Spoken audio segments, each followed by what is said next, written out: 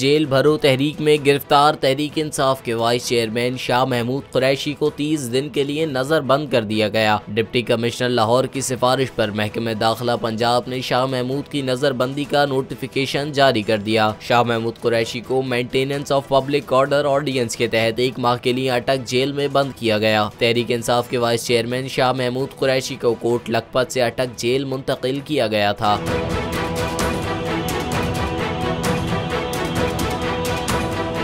वाज़ेह रहे कि PTI के वाइस चेयरमैन शाह महमूद कुरैशी ने गुज़िश्ता रोज सबसे पहले गिरफ्तारी देकर जेल भरो तहरीक का आगाज किया था। उनका कहना था कि कप्तान की कॉल पर तहरीक की क़यादत करते हुए पहली गिरफ्तारी देना बाइसे फ़ख्र है। मुल्क में इम्पोर्टेड हुकूमत की लाकानूनियत ख़त्म होने और 10 माह की तबाहकारियों के हिसाब तक ये तहरीक जारी रहेगी।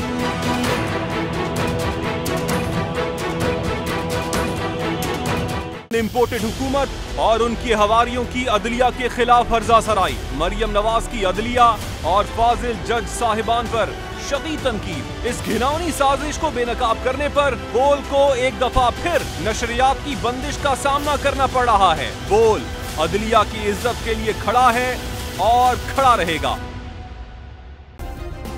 सब्सक्राइब करें और बेल दबाएं ताकि कोई खबर रह न जाए।